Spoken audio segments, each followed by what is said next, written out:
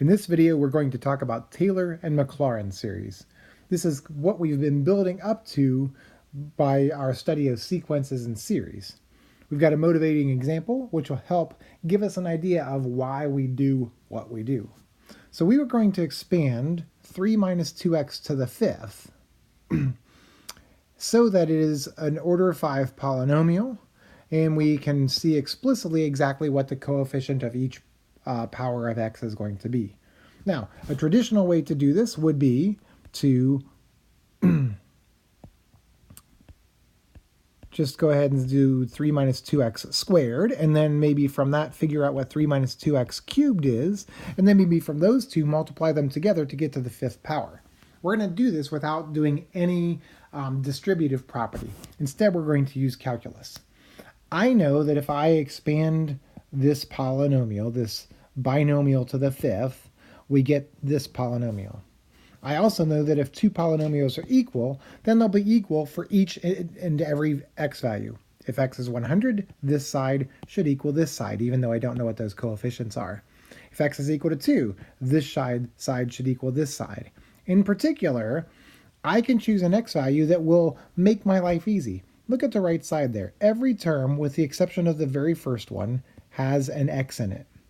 If we let x be 0, that term will be 0, as will that one, that one, that one, and that one. So let's do that. If x is 0, we find that a0 is 243. Now that's great. We can find out what a0 is, but how do we get the rest of them? Well, it might seem logical that since we started with a0, the next one we might be able to get it as a sub 1, but again, it's attached to an x, so I can't just substitute something in and eliminate the x squared, x cubed, x to the fourth, and so on without eliminating the a sub 1. Let's think calculus. In calculus, what can we do to get rid of an x? We can take the derivative. So let's take the derivative of both sides of the equation. Don't forget to use the chain rule on the left side. This is what we end up with. Again, the chain rule tells us that we're going to have to multiply by this -2 because it's the derivative of the inside. Now, this term, this term, this term, that one, all have an x in them. If we let x be 0, those are eliminated.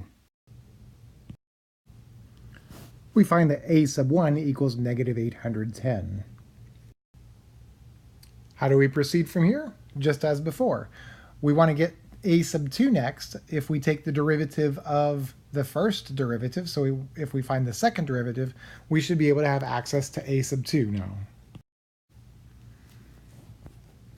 When we do the second derivative, the 4 times the 5 will give us a 20. The power goes from 4 down to 3, and then we end up with an extra factor of -2 by taking the derivative of the inside again. We went from -2 to -2 squared. On the right side, we just take the derivative as usual, and now we let x be 0.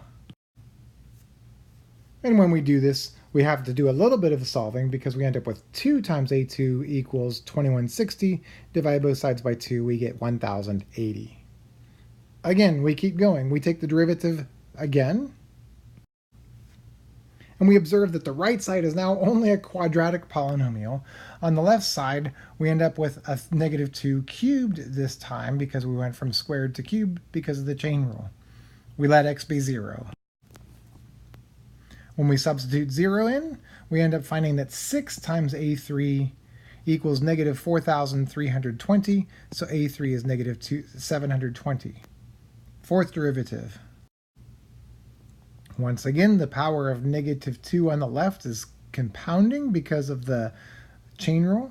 We can let x be 0. When we do this and solve, we end up with a sub 4 equals 240 after we divide both sides of this equation by 24.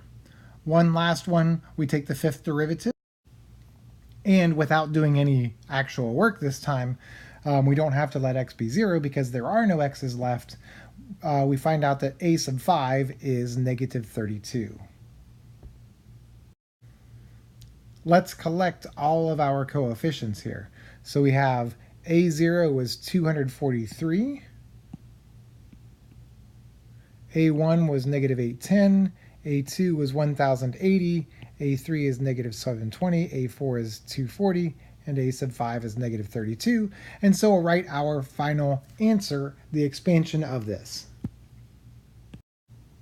And what we did was something quite remarkable. We expanded this binomial power by using calculus and no distribution, or what some people like to call FOIL. Now, before we get much farther, I want to kind of think about where some of these numbers are coming from. Let's look at those coefficients. Like we started having coefficients like 2a sub 2 and 6a sub 3, 24a sub 4, 120a sub 5. Do you recognize those? Well, if not, let's look, for example, at where the 24a sub 4 came from. Well, before it was 24, where was that? That was over here, and that was 12. And where did the 12 come from? Well, the 12 came from the 4 times the 3. Okay, so let's see here. We got 4 times 3, and then we went from 12 to 24, so we had to double that. And then essentially we multiply by 1. This is 4 factorial.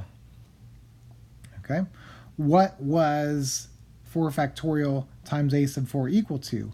Well, this quantity here was the 4th derivative of the polynomial at 0, and it ended up being 4 factorial a sub 4, and so a sub 4 is the 4th derivative at 0 divided by 4 factorial. So that's going to be sort of the general way we'll find these things. In general, if we want to find a sub n, we'll take the nth derivative evaluated at 0 and divide by n factorial. Now that's true if we want to have a polynomial, or in our case, most cases, a power series where we have a0 plus a1x plus a1x squared, a2x squared plus a3x cubed, and so forth. So there are other ways we can, other kinds of power series that we can have, and so we'll look at other ways to deal with those. We're going to do this all over again, but if you want to skip ahead to the meat of the section or the material, you can go ahead and skip this slide. But this is kind of interesting because it shows us ways to generate power series where we have different centers. Before we get into the meat of what we're going to talk on this slide, we want to talk about what we mean by a polynomial in another expression. So the first polynomial I have written here is what we would call a polynomial in x cubed, because the x to the 12th, the x to the 9th, the x to the 6th, and the x cubed are all powers of x. So it's something to the 4th plus something, the same something cubed, plus the same something squared, plus that something. Okay. In the second example I have here, I have cosine to the 5th of x minus 3 cosine squared of x plus cosine of x minus 5. Again, we have something cosine to the 5th, we have something minus 3 times that something squared plus that something minus 5. Okay, so when I say we have a polynomial in an expression, that means we have powers of that expression with constant coefficients. Let's suppose that I want to write 3 minus 2x to the 5th as a polynomial in x minus 2 instead of, as we had earlier, a polynomial in x. So we don't want that anymore. How would we go about doing that? In the previous slide, we looked at letting x be 0, then taking the derivative, and so on. We can do the same thing here, except x equals 0 isn't going to do us any good. What x value will do it for us? Well, if x is equal to 2, this one will be eliminated, that will be eliminated, as will that, that, and that. So that's how we'll proceed. We'll let x be 2. 2 is actually a pretty good choice because 3 minus 2 times 2 is 3 minus 4, which is negative 1. Negative 1 to the 5th here is equal to negative 1, and all of these were 0. So a sub 0 is negative 1. Now let's take the derivative and then let x be 2 again. When we do that, our first derivative is going to be the exact same thing as the first derivative we had the first time, and the derivative on the right side will not be too dissimilar from what we had before. We do need the chain rule on the right side, but it's pretty simple because the derivative, for example, of a3 x minus 2 cubed will be 3, comes down, we lower the power by 1. When we take the derivative of the inside, we just get 1, so that's kind of nice. When we let x be 2, once again, we'll just have negative 1 in here to the 4th power. And then we'll multiply by negative 2 and by 5 there. And so we end up finding that a sub 1 is negative 10. Now we take the second derivative and let x be 2. When we do this, the second derivative, again on the left side, is just like it was on the left side before. On the right side, again, it's very similar. When we let x be 2, this term goes away, as does this and this. We're just left with 2a2. On the left side, we end up with essentially negative 80. When we divide by 2, we end up with negative 40. Again, take the third derivative now. When we do that, the left side again is similar. The right side is similar to, or the left side is exactly the same. The right side is similar to what we had before. We let x be 2. We end up with 60 times negative 1 squared times negative 2 cubed equals 6a3. When we solve, we end up with a3 equals negative 80. We take the fourth derivative, let x be 2. When we take the fourth derivative, we end up with something very similar to before. We divide both sides by 24 after we find out that negative 1920 equals 24a4. a4 also is equal to 80. Now I ran out of room here, but we would take the fifth derivative. We will take the fifth derivative and then go ahead and solve for a5. And when we do this, we end up with a sub 5 equals negative 32. Actually, that's the same as it was before. Okay, so what's the upshot of this? Well, what did we do each time? Let's go back to our fourth derivative and the action that took place there. In the fourth derivative, we took the fourth derivative. Here we evaluated the fourth derivative on the left side at x equals 2, and then we divided by 24 to figure out what a sub 4 was. So in this case, a sub 4 was the fourth derivative of f evaluated at x equals 2 divided by 4 factorial.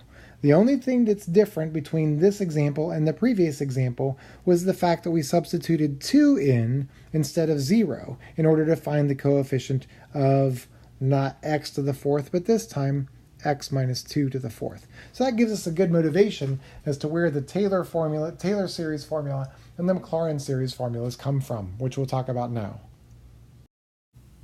The examples that we've seen help motivate why the Taylor series formula is what it is. So let's suppose that we have some function and we want to write it as some constant c sub n multiplied by x minus a to the nth, where n goes from 0 to infinity. It turns out that if we want to write any function like that, then the coefficient of x minus a to the nth will be the nth derivative at a divided by n factorial. So f of x will be the function at a plus the derivative at a times x minus a, the second derivative at a over 2 factorial x minus a squared, the third derivative over 3 factorial x minus a cubed, and so on. Now, a lot of the times we like to have this centered at a equals 0. So over here we're going to remember we called this centered at a. We like it when a is 0, and in that case we just let 0 be a be 0, f the nth derivative at 0, f of 0, f prime of 0, f double prime, and so on. Now, if we block out a good portion of this, let's suppose none of that appears. This f of a plus f prime of a times x minus a is actually simply what we call the local linearization. It's the tangent line. So when we start adding in these extra terms, when we add in the next one, that would be sort of like, this is not the proper term, but the tangent parabola, and then the tangent cubic function, and so on. Of course, we don't call them that. We'll talk about that in a little bit here. So that's kind of a nice extension of something we already know. Let's find the Maclaurin series for f of x equals e to the x, and we'll find that this is a really beautiful one. Here, we want to know what the derivative is. Well, the derivative is e to the x.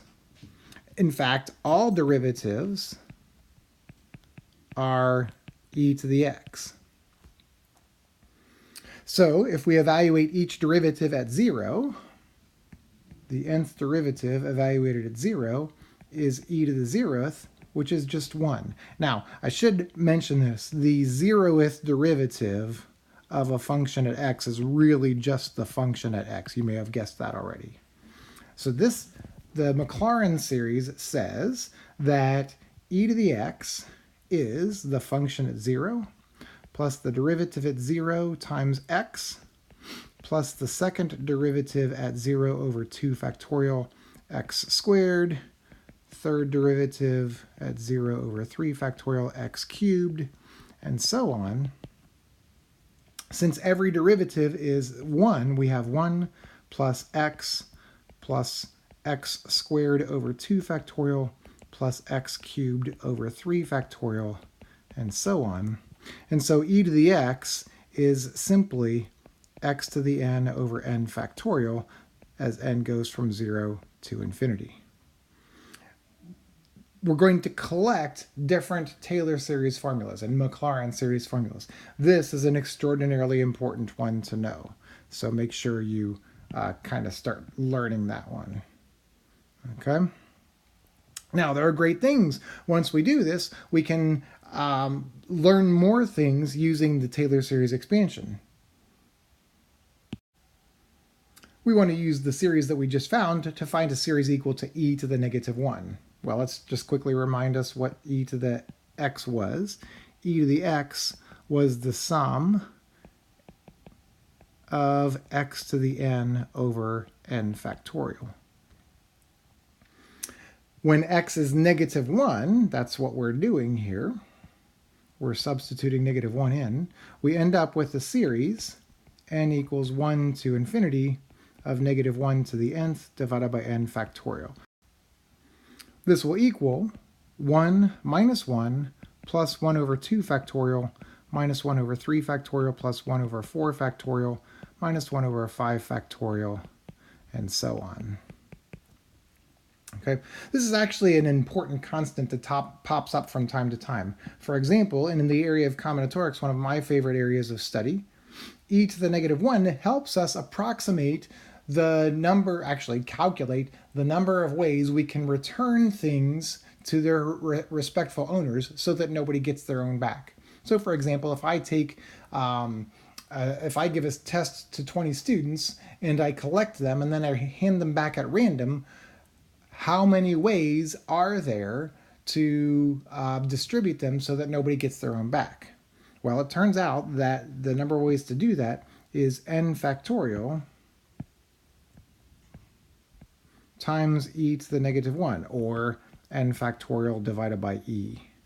Well, not quite. We have to round that to the nearest integer. But there's a reason that this series comes up when we're trying to make that kind of a calculation.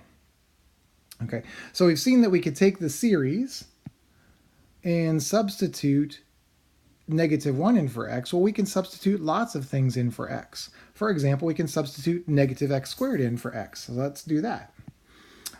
So we'll have x to the 5th times e to the negative x squared. We're going to use this formula, but replace all x's by x negative x squared. So we'd have 1, and then it was plus x.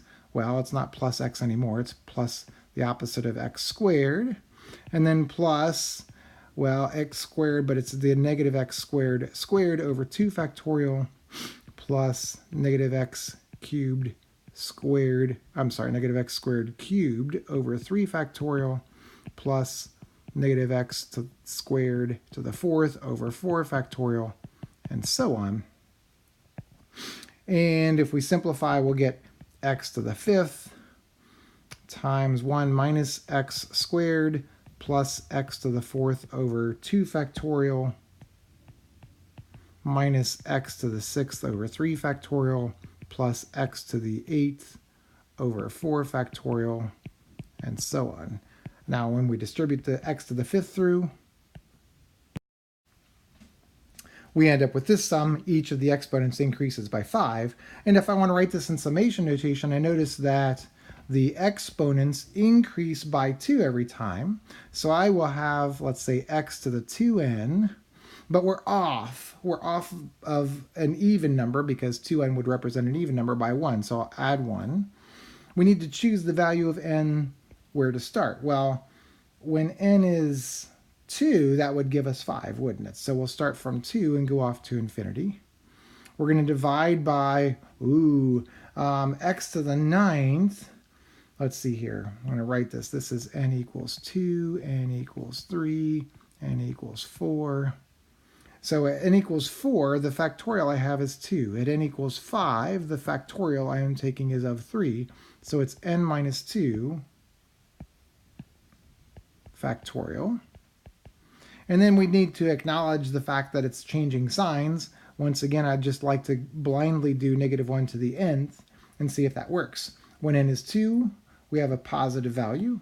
When n is 3, we have a negative value. So -1 squared is +1, -1 cubed is -1. So this is the appropriate series. Here we'll find the Maclaurin series for two other important functions. We want the Maclaurin series for the sine of x. So I'm going to make a list of the sine of x and its derivatives. We'll evaluate those at 0, and then we'll set up the Maclaurin series. So our function is the sine of x. I'm just going to write that here. Its derivative is the cosine of x. And I'll just go ahead and start writing several of those derivatives. So we see that at the fourth derivative, we're back at the sine, and then that pattern will continue forever. Now let's evaluate each of these at 0. The sine of 0 is 0, cosine of 0 is 1, negative sine of 0 is 0, negative cosine of 0 is -1, and then we're back at the sine of 0. So we see this pattern of 0, 1, 0, -1, 0, 1, 0, -1.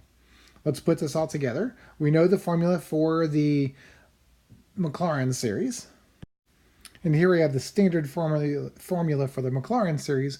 And I'm going to go ahead and just highlight the ones that will be 0.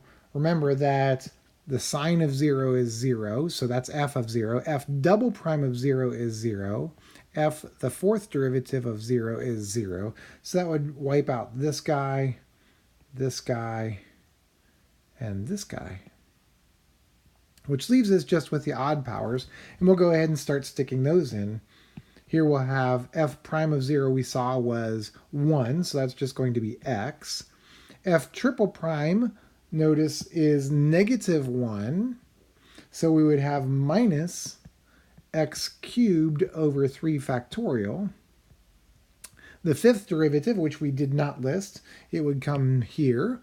It would be the derivative of the sine, which is the cosine, which is 1 again. That will be plus x to the 5th over 5 factorial.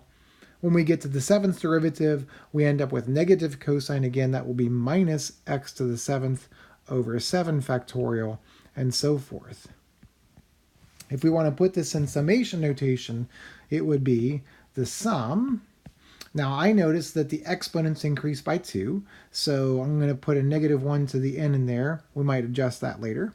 But we'll have x to the 2n, and then in order to have the odd numbers, we'll need to add 1, plus 1.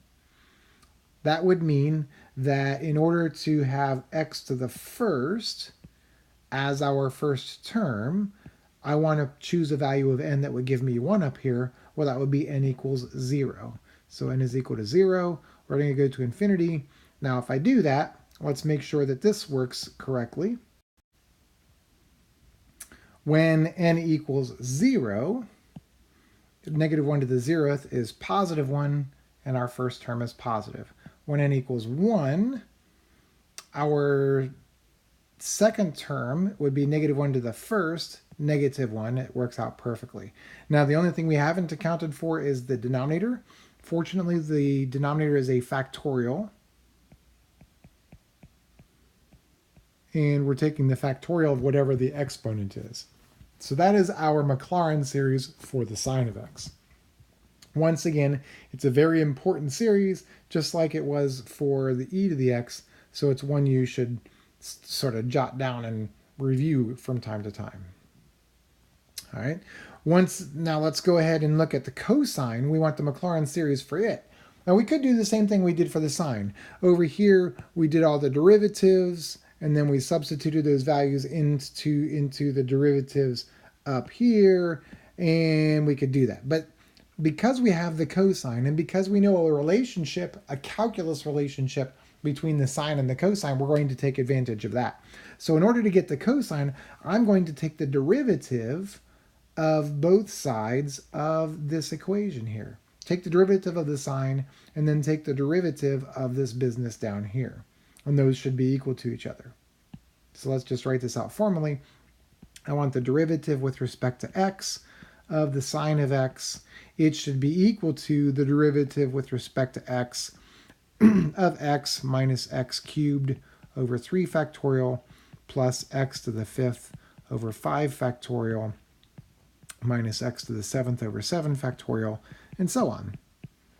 When we differentiate the sine, it's wonderful because we get exactly what I'm looking for, the cosine.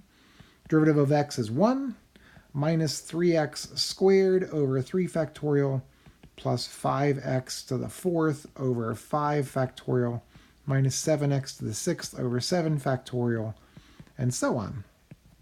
Okay, now that would not be a very pretty one to look at, but if I remember factorials, 3 factorial is the product of all numbers from 3 down to 1. 5 factorial is the product of all numbers from 5 to 1, and 7 is from all from 7 to 1. So it has that common factor of 7. Let me make a maneuver that we've been doing in the past. We're going to take each factorial in the denominator and sort of peel off its top factor. For instance, 5 factorial is 5 times all numbers from 4 down to 1, so it's 5 times 4 factorial. And then we have some nice reductions taking place, and the formula looks very nice in the end. We end up with 1 minus x squared over 2 factorial plus x to the 4th over 4 factorial minus x to the 6th over 6 factorial, and so on. Okay, if we write that in summation notation, it's going to be negative 1 to the nth, x to the 2n, divided by the quantity 2n factorial. N goes from 0 to infinity. Now I blew through that, but you can check it out. The exponents go up by 2. When n is 0, we'll have negative 2, or we'll have x to the 0th. X to the 0th equals 1, and then the negative 1 to the nth matches up exactly.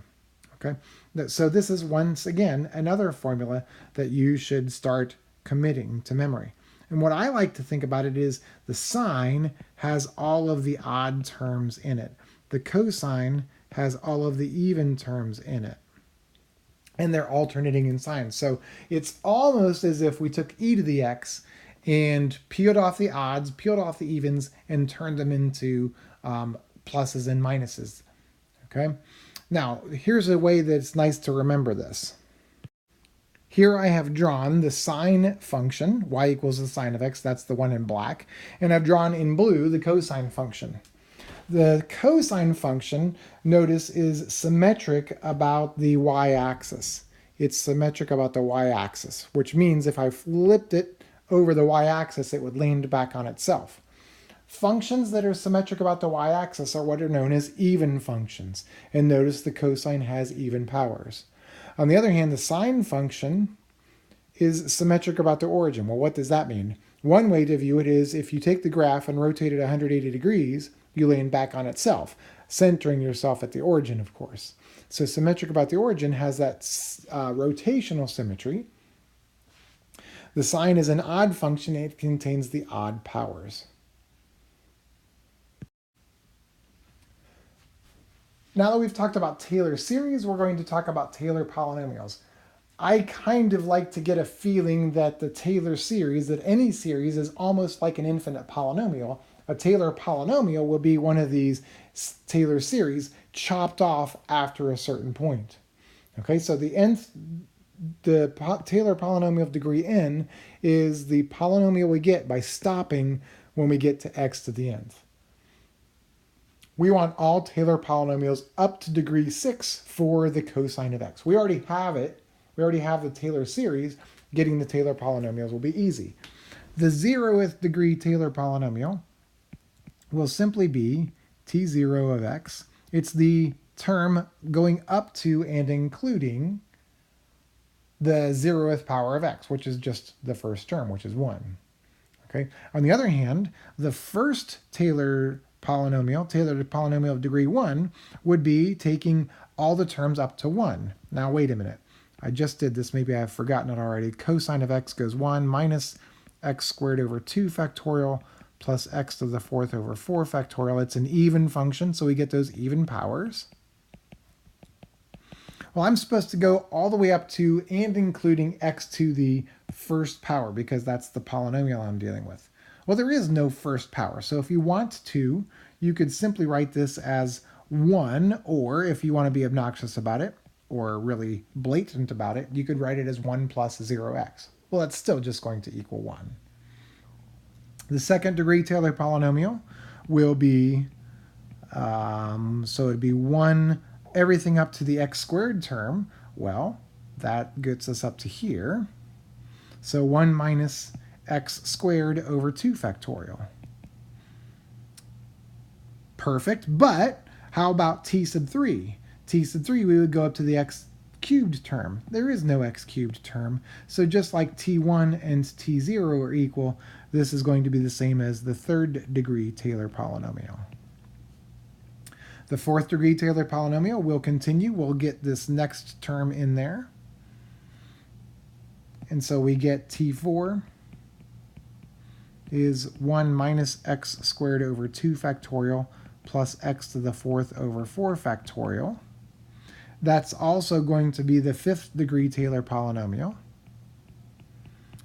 because there is no fifth power of x in the Taylor series expansion for cosine of x. And then t6 of x is just all of what we have up there without the dot dot dots. We stop at x to the 6th over 6 factorial.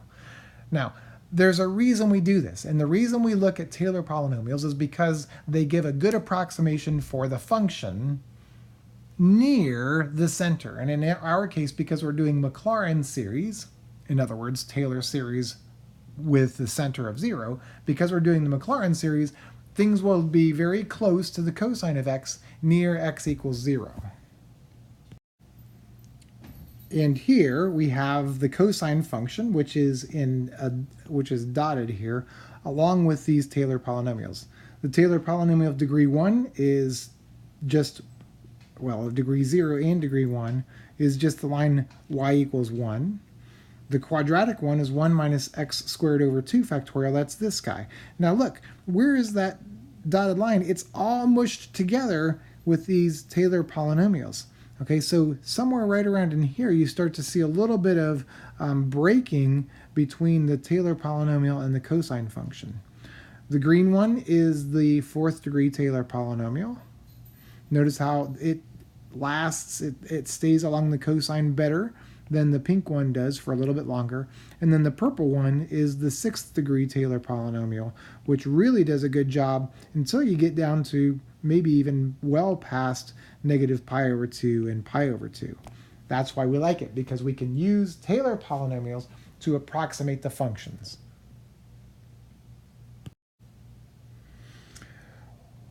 We're going to do Maclaurin series in two different ways. One way is using the definition. What do we mean by the definition? We're going to take the derivatives, substitute the numbers we want in for the derivatives, and then we're going to do it through mere substitution. Okay, so I'm going to go ahead and list out the derivatives of the sine of 4x. Keep in mind that as we do these derivatives, we're going to be using the chain rule. So as we use the chain rule, we'll build up powers of 4. Let's go ahead and list those out first. And as I said before, the chain rule is building us this legion of 4s, more and more of them as we go. When we take the derivative of the sine of 4x, it's the cosine of 4x multiplied by the derivative of 4x, which is 4. When we take the derivative of 4 cosine of 4x, the derivative of cosine of 4x is negative sine of 4x times a new 4, which we combine with the old 4. Now let's evaluate these and the original function at 0, because we're doing the Maclaurin series.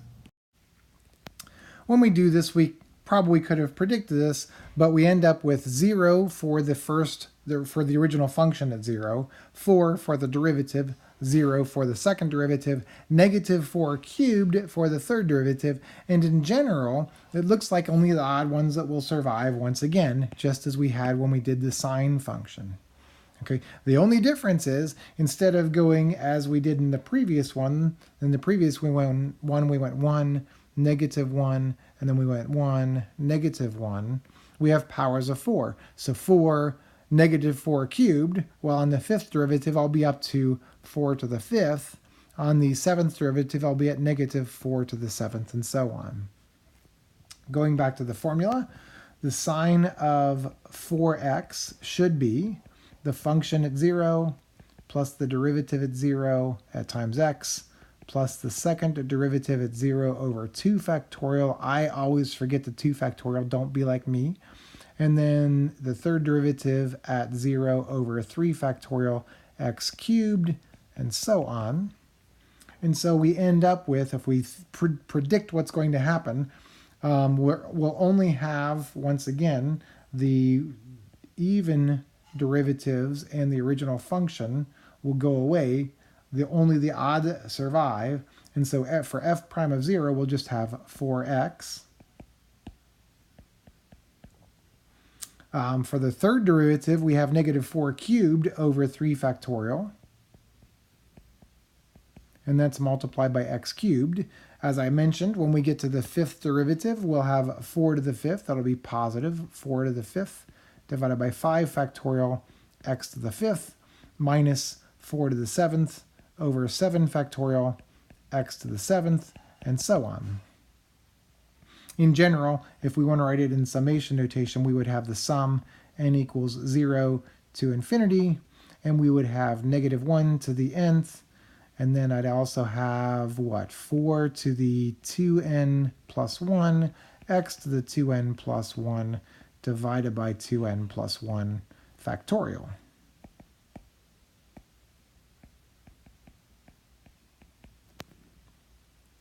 All right, so that's how we get it using the definition. We went through all of these lovely derivatives and so forth. Now let's do it through substitution.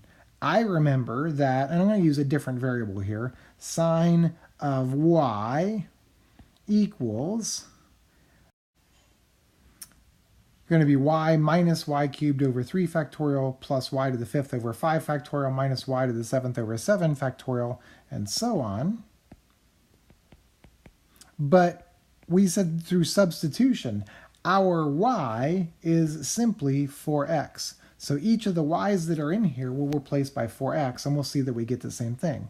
We'll have the sine of 4x is going to be 4x minus the quantity 4x cubed over 3 factorial plus the quantity of 4x to the fifth over 5 factorial minus the quantity 4x to the seventh over 7 factorial, and so forth.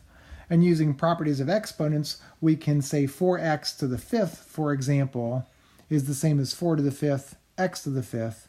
So we have 4x minus 4 cubed x cubed over 3 factorial plus 4 to the fifth x to the fifth over 5 factorial minus 4 to the seventh x to the seventh over 7 factorial, and I forgot my factorial up there, and so on, which matches exactly what we had before.